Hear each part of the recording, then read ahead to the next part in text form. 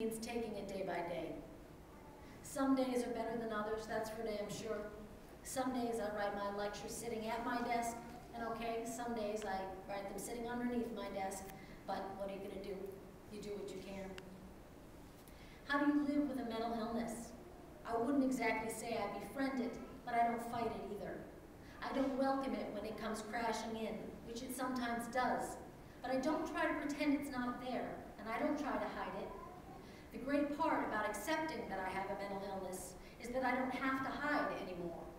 Getting the support I need makes it possible for me to be there for all the people who've been there for me for so many years.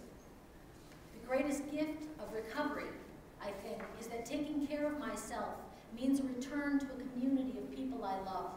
I can be present in people's lives because I'm all right. And getting the support I need means getting it also from myself. I believe strongly that as a mentally ill person, I have a responsibility to care for my own health, to put in place everything I possibly can to keep myself well. This is how I do it. I just do it every single day. My memory of the hellish years is sharp, clear, and painful. I don't want to go back. And what I have now, it's not perfect. I have my episodes, my bad days, sometimes a bad year here and there. My idea of normal will never be the norm. My idea of healthy may never be the same as that of someone who's never lived with or near a mental illness. But this is the mind I have and the life I live.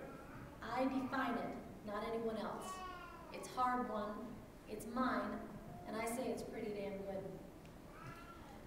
The dream I had at one time that my mental illness would up and disappear is a dream that won't come true. But I have other bigger dreams for myself. And accepting the fact that I have a mental illness, will always have a mental illness, and must always manage my mental illness, makes it possible for me to reach those bigger dreams. Vail Place goes a long way toward helping people realize their dreams. Your services are essential, life-giving, and life-saving.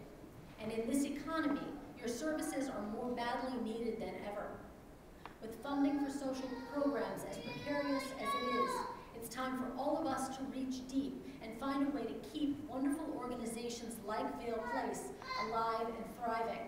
Because these places help people like me stay alive and thrive. Thank you for your time this evening, and thank you for all the work that you do.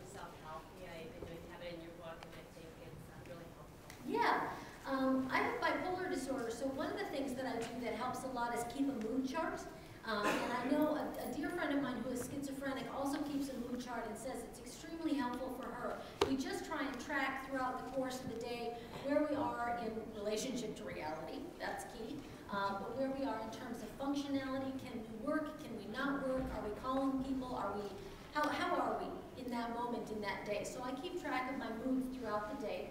I take my meds, that's key, that's not optional, that's not optional. So I do that quite a number of times throughout the day, and I have some really annoying side effects, and I try to keep a pretty good sense of humor about that. Some days I'm better at that than others. I make sure that I stay in touch with my close friends throughout the day. I make phone calls, I send emails, I text people. I need to stay close because I know that I can go spinning off in my own little reality pretty easily. I also do just little things, like in the wintertime, I do use a light box. That helps a great deal. I take supplements that my psychiatrist thinks may be helpful to me. I meet with my therapist once a week. I do a lot of volunteer work that actually helps me a good deal because it gets me out of my house.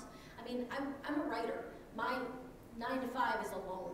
You know, I live alone, I write alone, and so going out and doing some volunteer work helps me really stay connected to the community that I'm in.